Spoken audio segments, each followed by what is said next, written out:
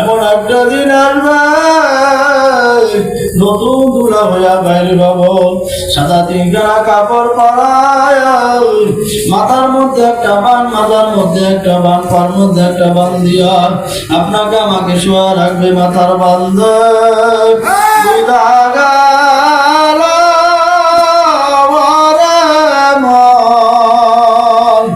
আর কোন দিন মাতালার চুক্তি নাই, মাথার বান্ধে বুঝা গেল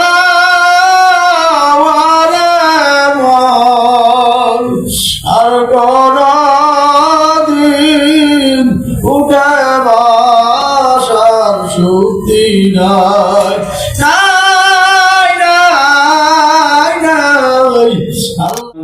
صل على رسوله الكريم أما بعد فأعوذ بالله من الشيطان الرجيم بسم الله الرحمن الرحيم يا أيها الذين آمنوا اذكروا الله ذكرا كثيرا وسبحوه بكرة وأصيلا وقال رسول الله صلى الله عليه وسلم أكثروا ذكر الله حتى يكون مجنون درشبري اللهم صل على سيدنا ونبينا وشفينا وحبيبنا ومولانا محمد صلى الله عليه وعلى آله وأصحابه وبارك وسلم اللهم صل على سيدنا ونبينا وشفينا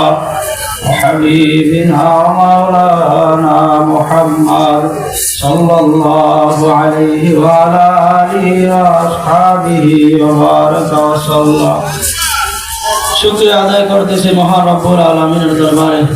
রব্বুল আলামিন আপনাকে আমাকে এই জান্নাতের বাগানে একদিন ব্যাপী ওয়াজ মাহফিল হালকায় জিকিরের মজলিসে আসা এবং বসার মতো তৌফিক রব্বুল আলামিন দান করেছেন। দিল থেকে মহব্বতে শুকরিয়া আদায় করি আলহামদুলিল্লাহ। সময় সংক্ষেপ কিছুক্ষণের মধ্যে আমাদের প্রধান অতিথি আসবে জিকিরের মাধ্যমে। আমরা যারা এখন এদিক সেদিক ঘোরাফেরা করছি সকলে দ্রুত ময়দানে বসে যাই।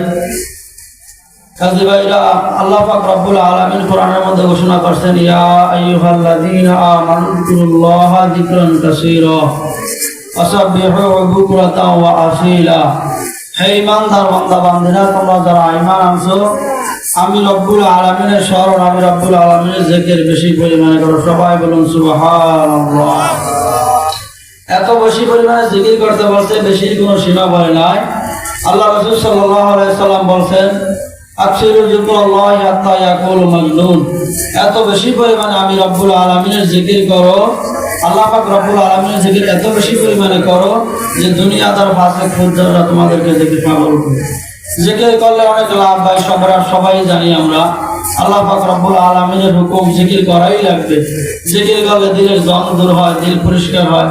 এই জন্য জিকির করলে কি ফায়দা এটা বুঝাইতে যায় কবি বলতেছে মান্না করদাত পাকে আস্তাস বিহেশা, মান্না করদাত পাকে আস্তাস বিহেশা, লেকে করদাত পাকে আস্তাস বিহেশা।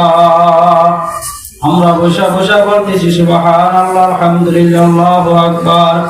সুবহানাল্লাহ নামের অর্থ হইছে আল্লাহ পবিত্র, আলহামদুলিল্লাহ অর্থ আল্লাহ প্রশংসিত।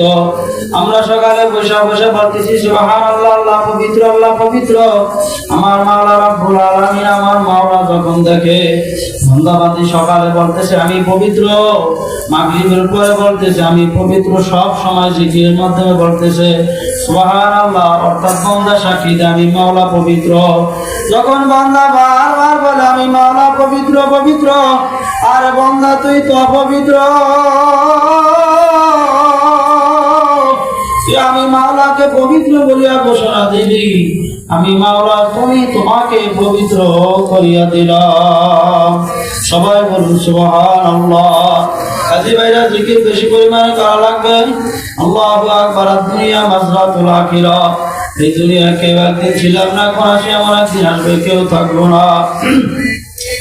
এই দুনিয়া হইল আখিরাতের ফসল কামাই করার জায়গা। ওই কবরে কি নিয়ে যাইবা কই, কিছুই তো কামাই করতে পারলাম না। আর এমন একটা দিন আসবে আপনার আমার, আহারে আপনি আমি ঘরের মধ্যে ঘুমায় রয়েছি, আজরাইল সালাতু ওয়াস সালাম হাজির হইয়া যাইবে। যদি খোদা না কাজটা নাফরমান হইয়া থাকি, আজরাইল আমার সামনে এমন ভাবে হাজির হবে, আজরাইলের মাথা থাকবে আসমানে, পা থাকবে তার জমিনে। আল্লাহ দুনিয়া জোড়া তার শরীর বাঘের দিকের মতো বড় বড় দুইটা চক্ষু বাইর হইয়া যাইবে। কই এমন অবস্থা দেখে এত নাফরমানের রূপু বাইর হইতে চাইবে না। আরে নাফরমানের রূপটা শরীরের 360টা মোকামের মধ্যে দৌড়াদৌড়ি করতে থাকবে। আল্লাহ পাক রব্বুল আলামিন ঘোষণা হইয়া বলবে, আজরাইল নাফরমানকে কোন থেকে মারা শুরু করো। মালিকের হুকুম পেয়ে সালাতু ওয়াস সালাম মারতে মারতে এমন একটা অবস্থা হইবে, কলিজার দাঁড়ে রহম রুহুটা চলে আসবে, হক করিয়া টান মাইয়া নিয়ে যাবে। তখন আর উপায় হবে না। সকালবেলা ঘর থেকে আপনাকে আমাকে নারায়া বাড়ির কোণার মধ্যে নিয়া বড়ই পাতার গরম পানি জাল দিয়া জনমের গোসল করায়া সাদা 3 কাপ প্যাকেট করিয়া বলাইছে। চক্ষুটাকে একটু বন্ধ করেন, আসল গাইটা বসেন বাজার। সবাই একদিন বাড়ির মধ্যে নতুন দুলা হয়ে ঢুকলাম। এমন একটা দিন আসবে নতুন দুলা হইয়া বাইরে পাবো, সাদা 3 কাপড় পরায়, মাথার মধ্যে একটা বান, মাথার মধ্যে একটা বান, পার মধ্যে একটা বান দিয়া আপনাকে আমাকে শোয়া রাখবে মাথার বান্ধে।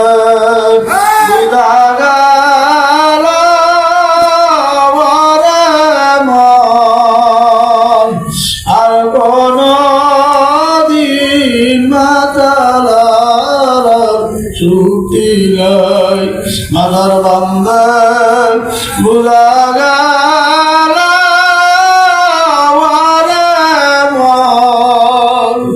আর কোন দিন উঠে বাসার শক্তি নাই।